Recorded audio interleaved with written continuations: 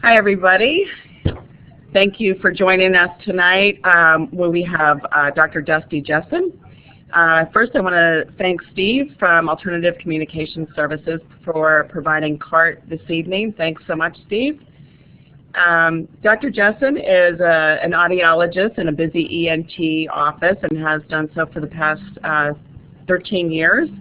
And she's recently written a book, 5 Keys to Communication Success.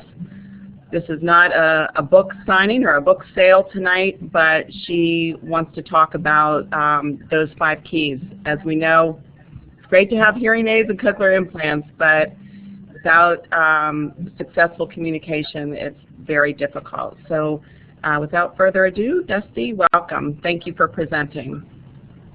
Thank you. Thank you, Nancy, and thank you, Steve, for providing our CART tonight. So yes, we are going to talk about 5 keys to communication success. So the magic number for tonight is 5.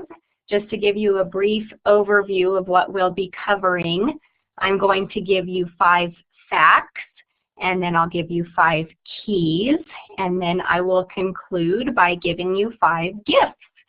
So hopefully everyone is ready for this, and I always like to caution you at this point and let you know that what we are going to cover is pretty easy material. And before you log out of the webinar, just know that what is easy to do is also easy not to do. And so my goal tonight is in getting you doing those easy things and getting your friends and your family members doing those easy things. And so I think you'll find it worth your while to stay on. So let's move on to the next slide here. I just want to give you a little bit of background about myself. I have been an audiologist for 14 years, and the past 12 years I have been the director of audiology in a busy ENT clinic in the Denver area. And in those past 12 to 14 years, I have found myself being a little bit frustrated with the limitations of technology. So despite really amazing technological advancements in hearing aids and cochlear implants and assistive listening devices, I find that people with hearing loss still struggle to communicate in difficult listening situations.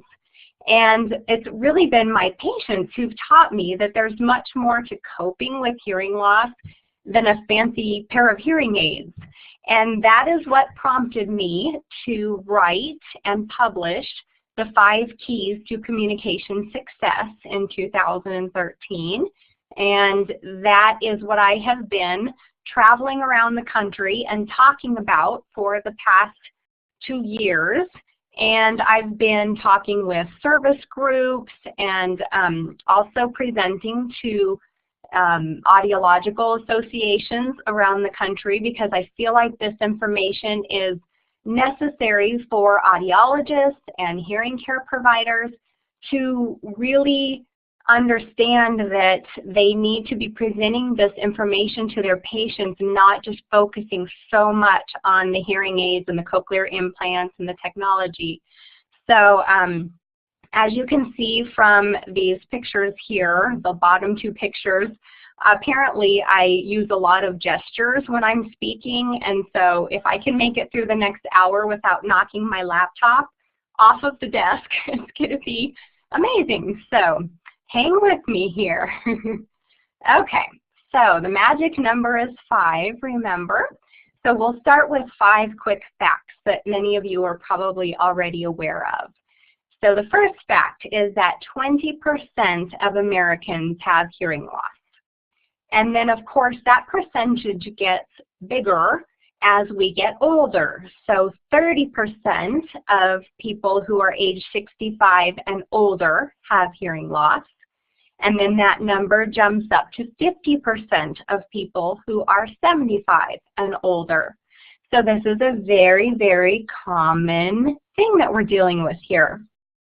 So this makes hearing loss the 3rd most common age-related health condition. And those of you probably know that the first two are heart disease, hypertension, and arthritis. So hearing loss is number 3. But the 5th fact is the most important of these 5 facts. The 5th fact is that 100% of people are affected by hearing loss. So you know that hearing loss does not just affect the people who have hearing loss, but it also affects all of the people who interact with them, because hearing loss is part of communication, and that's what we'll talk about here in a little bit. So facts are great, but I want to get to the important stuff here. So today we're going to discuss the communication breakdowns that may or may not be related to communicating hearing loss. They may happen all the time. The confusion or frustration for all parties involved. 1 teach 5 cents 6 communication in any situation. Did everybody get that? Everyone okay here? You understand what we're going to be talking about here? I didn't think so. So we just had a communication breakdown, right? I gave you a message and you didn't receive that message clearly. And I'm guessing that not everybody on this webinar tonight has hearing loss. So we can't really blame that communication breakdown on hearing loss alone, right? But wouldn't you agree that many of our family members would like to blame communication breakdowns on our hearing loss? Because hearing loss is a very easy scapegoat. You know, if there's been a communication breakdown, it's easy to blame it on the hearing loss or the person that has hearing loss. But that is not the case always, and that wasn't the case here, because not all of you have hearing loss, yet we still had this communication breakdown happen, and we're going to analyze that in a second here. But what we all know is that hearing is just one piece of the communication puzzle, and it's only one of the keys to communication success. All right, so we had this communication breakdown, and I gave you a message, you didn't receive it clearly, and that's what we're going to analyze here in a second. But I have to tell you that when I was just out of graduate school 14 years ago, and my brain was stuffed with information about hearing loss and hearing aids and cochlear implants and all of this amazing technology, I really thought that I was going to be able to solve all of my patients' challenges with hearing aids and cochlear implants and assistive listening devices. I truly thought that. I mean, I knew the ins and outs of hearing aids, and I couldn't wait to put these amazing devices on my patients. And, you know, we're all kind of brainwashed by the media, and as hearing care providers, we are convinced by the manufacturer reps that hearing aids are just going to take care of all of our patients' issues. And you probably see ads in the paper, and you may get mailers in the mail every day about this amazing new technology and everything that it can do for you. And you may see pictures of happy people in a very noisy, crowded restaurant who are having this easy, pleasant conversation with their dining partner. And so this all of this advertising and all of this education from the hearing aid manufacturers had me convinced at first that hearing aids and cochlear implants and technology was going to take care of all of my patients' concerns. But as you might imagine, my heart just sank as my first patients returned to my clinic with disappointing reports that they still couldn't hear well in a noisy restaurant, that they still had trouble hearing their spouse when they spoke to them from another room, and that they still couldn't understand the actors on their favorite British television program, and on and on. So it was really my patients who quickly taught me that hearing aids were not the only solution. They taught me that communication is not just about hearing. In fact, the dictionary defines communication as the exchange of thoughts, messages, or information. The second definition is the art and technique of using words effectively in imparting one's ideas. And the third definition of communication in the dictionary is interpersonal rapport. And I think that interpersonal rapport is the most important definition, because communication is our way as human beings of connecting with each other and connecting with the world around us. And so over the past 14 years, I feel like I've become less of a hearing specialist and more of a communication specialist. And tonight, I want to help each one of you become the same. So let's get started here. Let's take a closer look at what just happened a couple of minutes ago with our communication breakdown, now that we know that we can't just blame it on hearing loss. So let's first take a look at the speaker. I was the speaker in that situation. And so first we'll talk about what went wrong in that situation, and then we'll talk about how this can be a key, one of the keys to communication success. So in our communication breakdown, let's look at what I did wrong. First of all, I mumbled, I spoke too fast, and I also spoke too slowly. So those were the things that I, as the speaker, did wrong. Now, what could I have done correctly? Well, I could have enunciated clearly, as I'm doing now. I could have spoken at a normal pace, not exaggeratedly slowly, but just normal, at a normal, comfortable pace. And I could have projected my voice better, like I'm doing now. So those are the things I could have done during our communication breakdown to make you be able to hear me clearly. So the speaker is the first key to communication success. Let's take a look at the second. So you all, everybody listening on this webinar tonight, we have, I think, 50 people here now. You all were the second key. And so you had a responsibility in that communication breakdown. So let's take a look at what you may have been doing wrong to miss the message. First of all, you may have been multitasking. And I'm sure I'm not the only one on this webinar tonight who's capable of multitasking. So you may have been eating your dinner and taking a bite and not watching the screen and not attending as well. You may have been taking care of children, or maybe you had another window up on your computer and you were checking your email, or any number of things that you could have been multitasking during the time that we had that communication breakdown. So that's one thing that may have been an issue on your end as listeners. The second thing is perhaps you were not prepared for the topic. So maybe you thought you were coming here on this webinar tonight to hear about the Hearing Loss Association of America and the different laws that are being passed and such. And so maybe you just weren't prepared for what we were going to be talking about tonight. You may not have been using your vision. You may not have been watching the screen. Maybe you were looking off to the side or doing something different. And then the other thing is perhaps you were thinking about something else. So often when we are attending to something or listening to something, our minds are elsewhere.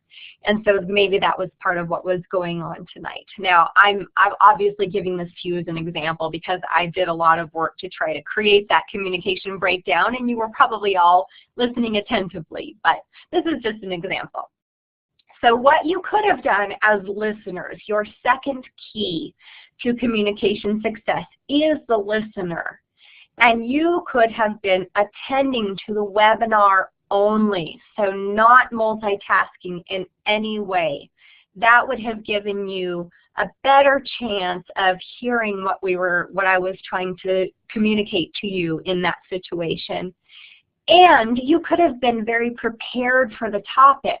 So perhaps when you got the email announcing the webinar, perhaps you could have gone to my website, or you can Google the name of my company, or Google the name of my book, or even Google my name, and you can go to find all kinds of information about the 5 keys to communication success. So that is the second thing that you could have done as a listener to be prepared for what we were going to talk about. Because as our communication breakdown started happening, I told you this is what we are going to talk about. And if you already knew beforehand what we are going to talk about, it wouldn't have been as detrimental if you didn't hear what was said during that little breakdown. So hopefully that makes sense to you. So that's what you can do as a listener to prepare for any kind of a meeting like this. Really get yourself ready for what's coming up. Okay, so those are the first 2 keys to communication success, the speaker and the listener. Those are the obvious ones. Let's take a look at the third. So the environment is the third issue that can go wrong.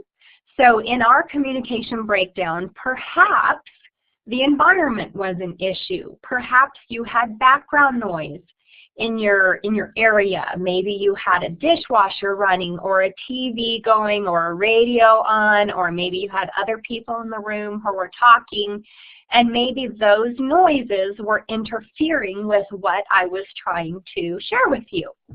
And then another issue could be maybe the distance that you were from your computer. So we're talking about a webinar here. We're all sitting at our computers, and maybe you were sitting too far away from your computer, and that was making it so that you weren't hearing as well as you could. Now let's look at the environment as a key to communication success. If you go down to the bottom left corner of the slide here, these are the things that you can do in your environment to ensure that we have a good communication exchange. So the first is to turn off all distractions. So make sure that there's not a television going in your background, there's not a radio going, there's not a washing machine or a dishwasher or a dryer or anything like that could possibly be impairing your ability to hear the webinar clearly. The second option is that you could simply move to a quieter room. So if you have a laptop computer, you could take that laptop to a room like I've done here, because I know that if I were on my big computer, which is in my dining room, I would have my dogs and my children and my husband and all kinds of interruptions that would be making our communication exchange right now not as effective or not as successful. So I've chosen to go to a quiet room so that I've got a quiet environment around me. And then finally, you can make sure that you're sitting closer to your computer. So that's an environmental modification that you can make so that you can hear clearly, is to make sure you're sitting nice and close to your computer so that you can see the video screen that is in the low corner, and so that you can hear as well as your computer speakers can project the sound.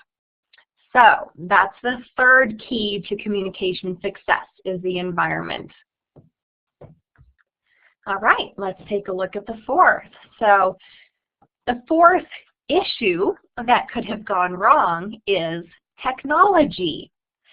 So as you saw in my slide, we had a PowerPoint mistake. I'm sure no one has been to a presentation where the PowerPoint hasn't worked correctly. And I'm saying that jokingly because I've been to many presentations where for some reason the PowerPoint didn't come up correctly or the projector didn't work correctly. Those are technology issues. And so I obviously put in a slide that had nonsense typing so that we had a simulated PowerPoint mistake, but that is a technological issue. It's possible that there could have been a problem with your computer speakers. Maybe the speakers weren't projecting correctly. Maybe my microphone wasn't working correctly. So those are technological issues. And then perhaps it was a webinar issue. Maybe this Blackboard Collaborate platform wasn't working correctly. Maybe our cart wasn't working correctly, so you didn't get the transcription correctly as it was supposed to be coming through, so that's a technological issue. And then perhaps it could have been an issue with your hearing aids or your cochlear implants where they weren't set correctly and weren't picking up the sound correctly. So those are all problems that could have been happening during our communication breakdown that have to do with technology. Now let's look at the other side of it and look at the lower left-hand side of your screen and see what we can do to make technology a key to our communication success. So first of all is testing, being prepared and testing beforehand.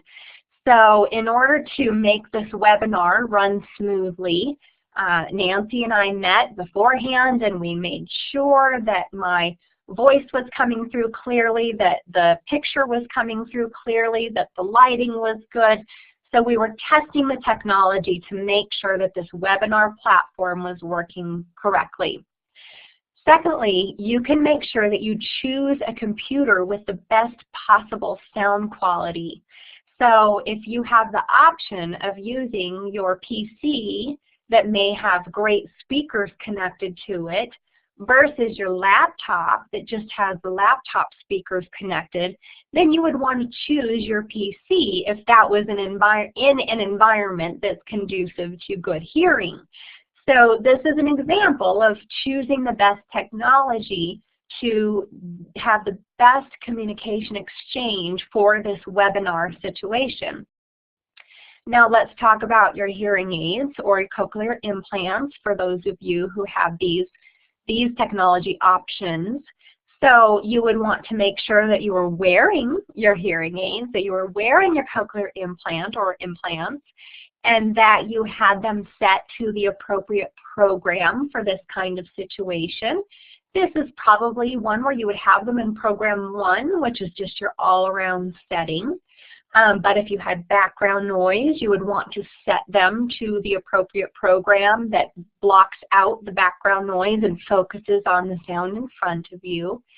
And if you have either wireless or wired technology, if you have the technology in your hearing aids or your cochlear implants where you can connect either via Bluetooth or via a wire or a cord to your computer so that you are hearing the sound from your computer directly into your devices, that is a technology that you would want to set up beforehand so that you are getting this message clearly. And then I don't have this on the slide, but also the fact that we have CART for tonight's webinar is a huge benefit for our technology key so that you are seeing the live transcription of what I am saying so that you can read it in case you miss something that's being said audibly. So those are all technological or technology keys that help with our communication exchange. So hopefully you all can understand that those 4 keys, the speaker, the listener, the environment, and technology, are crucial keys to communication success. But we talked about having 5 keys, right? Our magic number was 5. And so what could possibly be the 5th key to communication success? Well, before we go there, I want to tell you a little story about Mr. and Mrs. Jones. And these are patients of mine. Of course, their names have been changed, and you might relate to these people. So let's talk about Mrs. Jones first. So Mrs. Jones is tired of repeating herself. She is frustrated that Mr. Jones misunderstands her orders, her comments. She's irritated that the television is always turned up so loud it hurts her ears. She's frustrated that she feels like Mr. Jones is ignoring her. She's sad that he doesn't want to take her out to dinner anymore. And she's a little bit mad that he just spent $5,000 on new hearing aids, but he refuses to wear those new hearing aids when he's at home with her. Does this sound familiar to anyone? Now let's look at Mr. Jones' side of the story, because there's always two sides of the story, right? So Mr. Jones is really tired of people mumbling. He's tired of saying what, and he finds it easier to just smile and nod, which can get him into trouble sometimes. Does anyone relate to that? He is irritated that Mrs. Jones talks to him from the other room with her back turned toward him while she's walking away from him. Mr. Jones is frustrated that restaurants are now so loud, and he is mad that his $5,000 hearing aids pick up every little creak in his house, but they cannot pick up his wife when she's talking to him from another room. So, can anyone relate to Mr. and Mrs. Jones' problems? So obviously they are experiencing communication breakdowns, and it is definitely affecting their interpersonal rapport. So if they came into my office and I taught them the first 4 keys to communication success, I taught them strategies for the speaker and the listener and the environment and technology, do you think that all of their issues would be resolved? No, definitely not. How many days does it take to create a habit? Some people will say 30, some people will say 60. Really, it takes a lot of time to create a habit. And Mr. and Mrs. Jones have been practicing bad communication habits for 50 years, as long as they've been married. And so it's definitely going to take some time to get rid of those bad habits. And that is what the 5th key to communication success is all about. The 5th key to communication success is practice. Practice, practice, practice.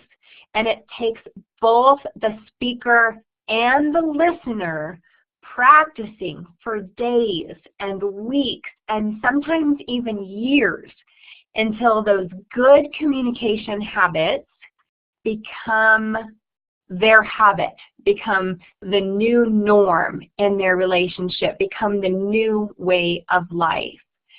So hopefully you understand that these 5 keys all have to be put together in order to make this work. So in terms of practice, personally, I have had 14 years of practice as an audiologist and 38 years of practice as a family member of someone with hearing loss, so that I've had to practice enunciating clearly, facing my listeners, checking back frequently for understanding. So I've had to practice too. We all have to practice. And it doesn't come naturally to all of us. I have to tell you that when I was in high school, before I got into this field, and I was dealing with my mother who has hearing loss, I'll admit that my brother and I were probably just like many of your family members, and we would get frustrated when my mom didn't understand what we were saying, and we would make silly comments like, "Oh, Mom, turn up your bell tone," you know, things like that. And at the time, we weren't trying to be mean to my mom. We were just frustrated that she didn't hear what we said and that we had to repeat ourselves again and again. And so just know that your friends and your family members, they're not trying to be unfriendly. They may just be frustrated themselves, and so they need some practice as well. They need some education and some practice, and that's what this is all about. So, speaking of practice, let's take these 5 keys to communication success, and let's practice them in another environment that can be really challenging for people with hearing loss as well as people with normal hearing. Again, these topics can be applicable whether you have hearing loss or not, because we're talking about communication, not hearing loss. We're talking about communication, and everyone has to communicate, and everyone has to communicate clearly. So let's apply our 5 keys to this situation, this dining out. And first, I need to introduce you to my little friend, this little dog. His name is Henry, and no, he's not my dog. He's actually a very pricey Shutterstock image that I have invested in for my materials. But we call him Henry, the Healthy Hearing Hound, and he's our mascot for the 5 keys to communication success.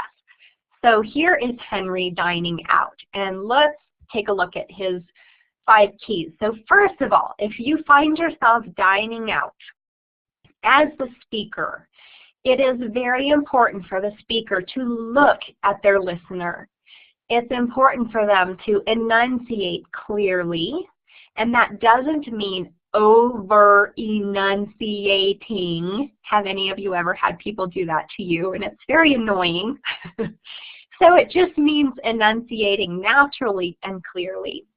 The speakers need to make sure that they're not speaking with food in their mouth, and this is obvious for anyone, but it's even more important if the speaker is dining with someone who has hearing loss and needs to speech read or look at their lips when they're talking. Finally, it's important for the speaker to keep their hands and napkins away from their mouth. Anything that's near their mouth makes it difficult for the listener to understand what they're saying because they can't see their lips. So we need to be educating our speakers about keeping their hands, their forks, their napkins, everything away from their mouth as they speak. So that's our first key, is the speaker. Secondly, as listeners, when we are in the situation of dining out or being at a restaurant, as listeners, it's important that we are watching our speaker closely. So this is easiest, of course. All of this is going to be easier if you're dining with just one other person. Obviously, if you're dining with multiple people, it's not as easy to keep your eye on the person who's speaking because there's possibly multiple people who are speaking. But do your best to watch the person who's talking so that you can see their face, their gestures, their lips, their facial expressions. There's so much information, critical information, that is portrayed through visual means, through watching the speaker's face. Secondly, you want to anticipate what might be said. So in a restaurant, you might do this by checking out the menu ahead of time so that you know if you're talking about the menu, you might know what's going to be talked about. If you're in a seafood restaurant and you know that they have a special on a particular night, you might know that they're talking about this special and that it's bass or whatever. So you want to anticipate what's going to be talked about. Secondly, you want to repeat back what you think you heard. So I really try to get my patients and the people that I counsel about this to get away from the word what. I call what the lazy word. So if we could get away from saying what and rather repeat back what you think you heard, even if it might not be right, it's easier for the speaker to say, well, no, I didn't say that, I said this. And so then they stop, and the speaker stops, and they slow down a little bit, and they repeat back, maybe in a slightly different way. And along these lines, it's better if you ask your speaker to rephrase what they said. So rather than saying, what? Then say, oh, can you please rephrase that for me?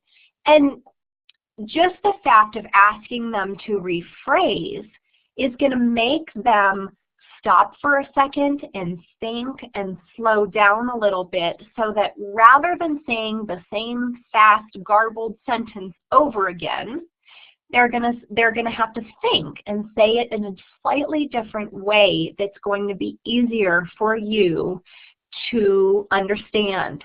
So if you can get yourself as the listener into the habit of saying, can you please rephrase that, instead of, can you please repeat that, or the bad word, I call it the W word, instead of saying what, you'll be amazed how much that helps you in a communication exchange as a listener in any situation. Okay, let's take a look at our third key. So the environment is huge when you are dining out with someone. You may not have a lot of control over the environment of the place that you're in, but you have a lot of control over which place you choose to go to, right? So choose a quiet restaurant. If you're going out to a restaurant with a friend or with family, choose a quiet restaurant, and don't be afraid to let your dining companion or companions know that we need to choose a restaurant that's quiet, and give them a suggestion. This place is better, that place is better. Secondly, go to that restaurant at off-peak hours. So obviously there's going to be a lot more background noise in a restaurant if you go at 6 p.m.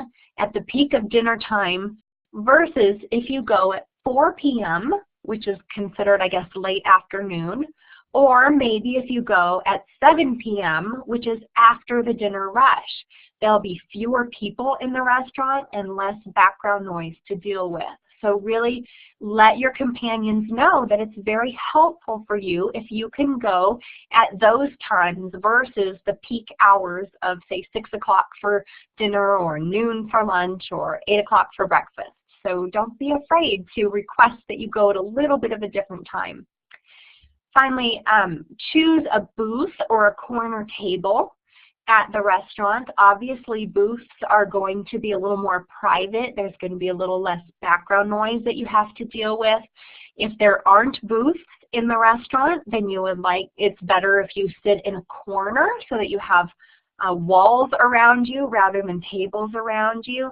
Definitely try to sit with your back toward the wall so that you don't have a bunch of people talking. So thank you for that comment. So yes, choose the table or the booth in that restaurant that is best for you. And don't be afraid to request it, and don't be afraid to wait for it. It's worth it if you want to have an effective communication exchange during that dining experience. And it'll be a lot easier to get that requested table or booth if you go at off-peak hours. And then I know that music can be an issue in restaurants, so do not be afraid to ask the waiter or the manager of the restaurant to turn the music down if that's an issue. If it's really becoming hard for you to hear your companions because the music is so loud, there are other people around you with normal hearing who are having the same problems because of that music, and they are going to thank you because you have requested that that music be turned down, and everyone is going to have a better experience because of it. Now, some restaurants, especially chains, have specific requirements about how loud the music is at certain times of the night. And so there again, it's a good idea to go at off-peak hours so that you have more power in terms of requesting that the music be turned down, because those restaurants are not as limited by their corporate rules in terms of how loud the music is when it's not peak hours. Okay. And then finally, you want to choose a restaurant that it has good lighting, because the environment, one of the major issues in the environment is making sure that you can see your speaker's face. When you can see their face clearly, you have at least 50% of the message coming through visually.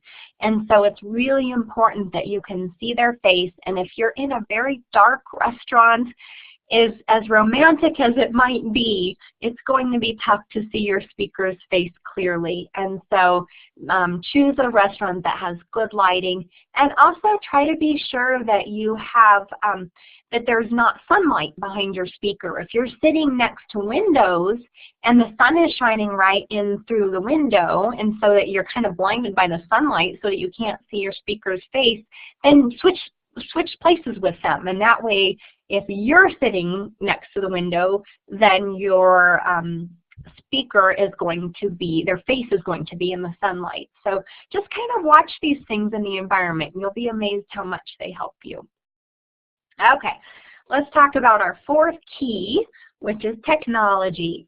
So first of all, you want to wear your hearing aids. So let's talk about the technology of hearing aids or cochlear implants. I'm not a cochlear implant audiologist, so I'll keep referring to hearing aids because that's what I'm used to working with. But it has to do with cochlear implants also. And so it is important that if you are going out to dinner that night, that you wear your hearing aids all day long. Because if you just pop your hearing aids in or pop your cochlear implant on right before you go out to eat, then your brain has to readjust to this amplified sound, and it's going to seem abnormal when you're in that restaurant situation. Versus if you've had your hearing aids or your cochlear implant in all day, your brain has adjusted to hearing very clearly and that amplified sound all day long, and so it won't be weird when you go to that restaurant because your brain has already gotten accustomed to hearing the amplified sound. So please make sure that you wear your hearing aids and your cochlear implant all day long. Secondly, you have the option of using your restaurant program. This is a technological solution or key when you have hearing aids or cochlear implant with multiple programs, and you can put them in your restaurant mode. You can do that by pushing a button on the hearing aids or by using your remote control, and that will adjust the hearing aid settings so that they are optimized for a background noise situation. So they may shut down the sound coming from behind you through directional microphone technology. They may also set up some noise reduction features in your device. So use your restaurant program, and if you're not sure about that, ask your audiologist and they can set one up for you. Third, make sure that you adjust the volume of your hearing aids or your cochlear implants to your speaker's voice.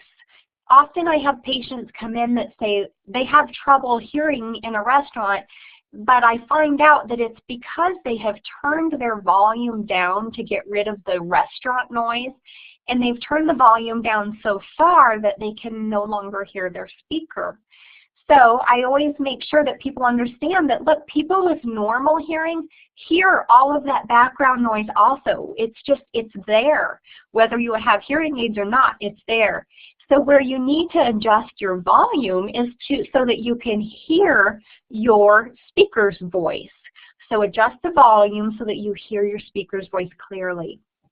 And then finally, use assistive technology. There's so many options available. One option is a wireless microphone, and I know that Juliet talked about these in last month's webinar. There are lots of wireless options, and a wireless microphone is one where your speaker would wear a microphone on their lapel or collar, and then you would set your hearing aids to the mode that receives that signal, and then that would cut out all of the other noise around you. Now, this is not going to be as helpful if you're dining with a group of people, but if you're dining one-on-one with one other person, it is helpful. It can be annoying if that person is a very loud chewer or eater, but it is definitely an option that can help you hear their voice clearly over all of the other sounds around you. So that is your some technological options for the technology key to communication success. Now, practice being the most important key to communication success. Dining out is a perfect option to practice. You can experiment at different restaurants You can experiment at different times of day. You can experiment at different tables. If you have a favorite restaurant, try different tables within that restaurant. And you can experiment with different seating arrangements. So try seating yourself with your back towards the wall. Try seating yourself with your back towards the restaurant with your hearing aids in the directional microphone mode. There are lots of ways that you can experiment so that you can practice to see what works best. So that is the way that we would apply the 5 keys to communication success in a dining experience. All right, so we don't have time for this tonight. It's amazing how fast the time flies. We're already at 6:45, my time, Mountain Time. But in my book, I do apply these 5 keys to communication success in 4 more of the most challenging listening situations. So one is public events, like being at plays and meetings and such. One is in the car. I know this can be very difficult for some people. Another is on the phone. And finally, around the house. I know this is one that my patients struggle with a lot, being in different rooms with the television on, being on the phone, all of these things around the house. So these are things that I address in my book. Okay, so that we have time for questions, I want to wrap it up quickly with your 5 gifts. So your first gift is I have put together a speaker tip sheet, and this is available. I think Nancy is going to go ahead and post this URL into the chat box so that if you would like to copy it and paste it into your web browser, thank you, Nancy, you can copy and paste that into your web browser. It'll pull up a PDF document of these speaker tips, and then you can just print it out on your own printer, or you can save it to your computer. And this will give you all of the tips that I go through in my book for each of the various environments for speakers. So this is a great thing to be able to give to the people in your life who speak to you on a regular basis, to give them tips on how to best communicate with you. So I hope that you will you'll appreciate having that. And then my second gift is the Successful Communication Plan. And this, I believe Nancy will, yep, she's already got this posted in the web browser or in the chat box also. So you can copy and paste this from the chat box into your web browser, and that will pull up a PDF document of the Successful Communication Plan. And these are incorporated in my book, but I wanted to make it available to all of you so that you have this. It is a great way for you and your communication partner to create a plan that uses these 5 keys to communication success and really create a personalized plan for yourself. It's going to help you to communicate most effectively in whatever situation you find is most challenging for you. So if you have any trouble implementing this, you can absolutely feel free to email me, and I'm happy to give you suggestions, but hopefully this will be helpful for you.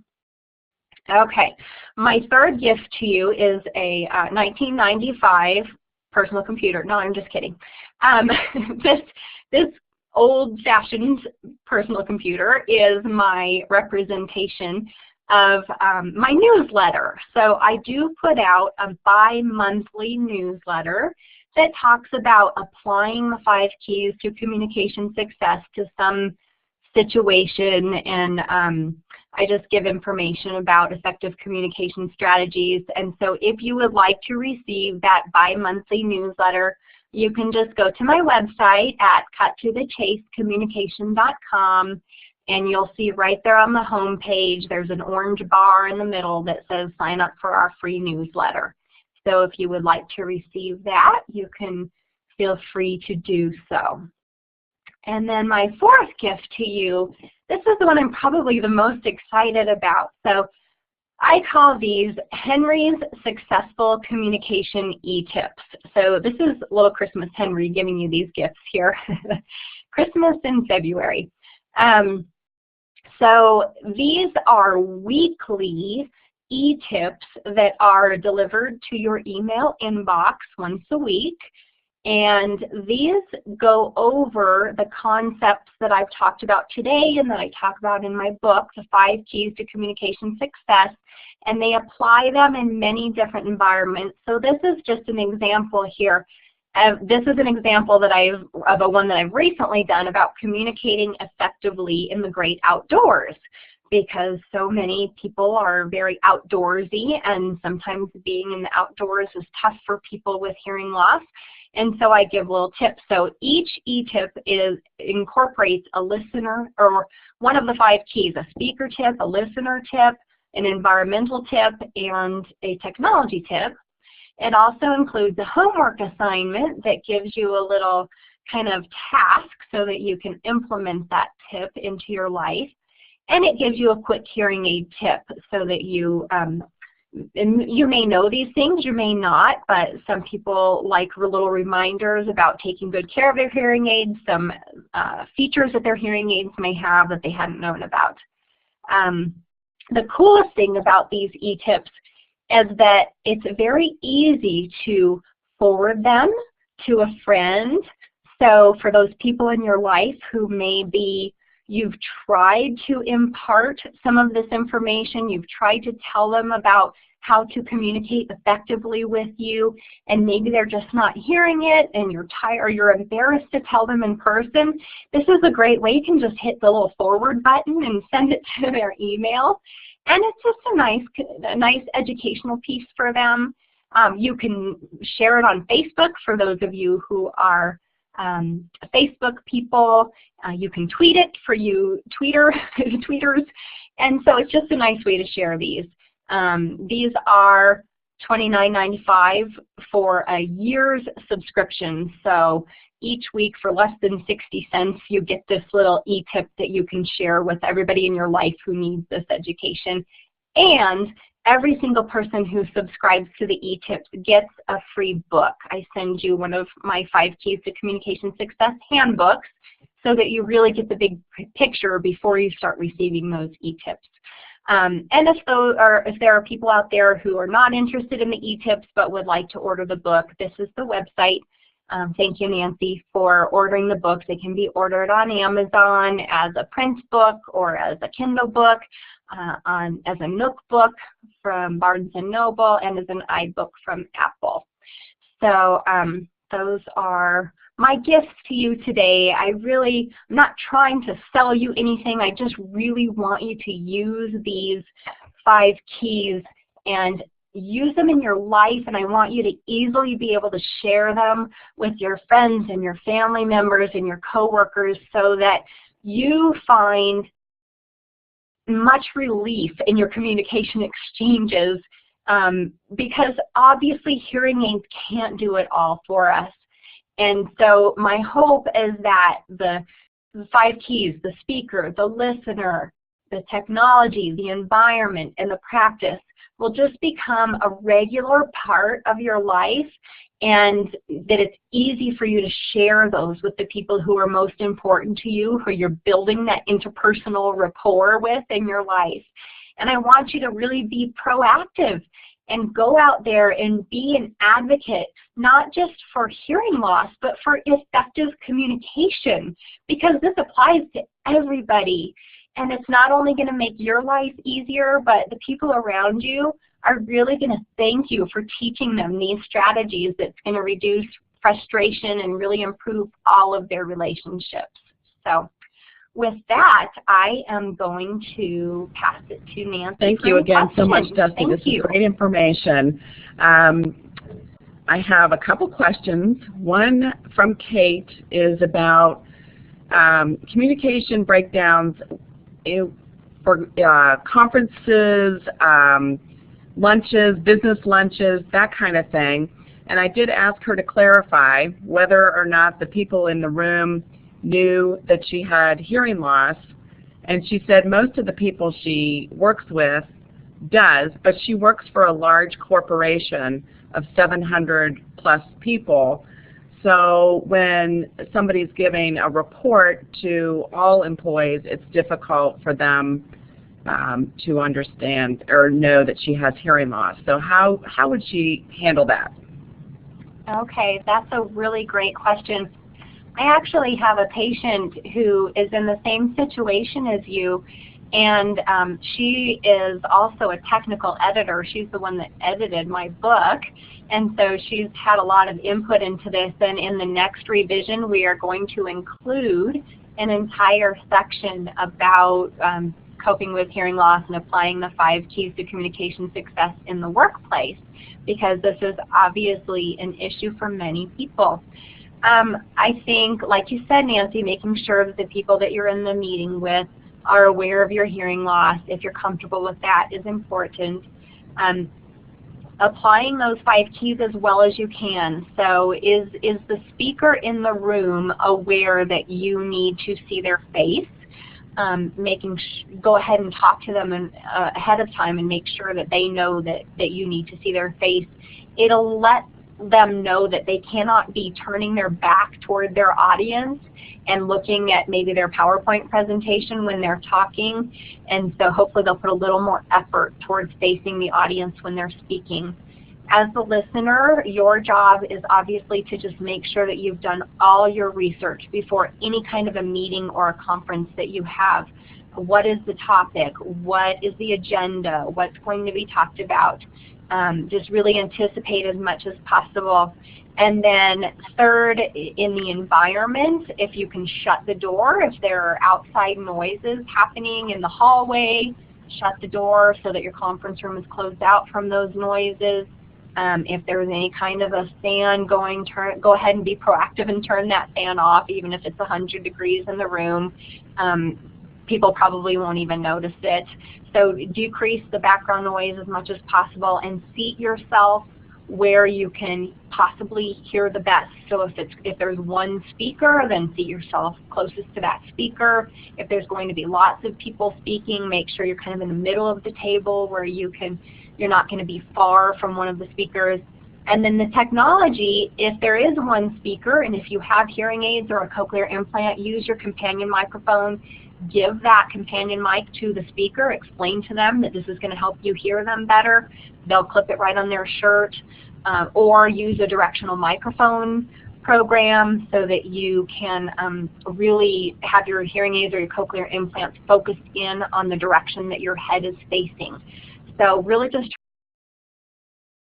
try to apply those 4 keys and then practice and reevaluate that 5th key in each meeting that you're in. The new edition of the book will probably come out in the next 6 months. We just had a 2nd edition come out about a month ago, so it's going to be a little bit longer before the newest edition comes out. Hopefully that helps you.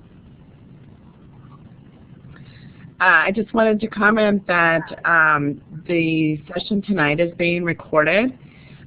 We then have the CART transcript cleaned up a little bit, and then it's posted along with the PowerPoint and the replay on our website. So it usually takes a week or 2 for us to turn it around and get it posted. So make sure you look for it, and we can go ahead and then also post the URLs that I posted in the chat box here at the end.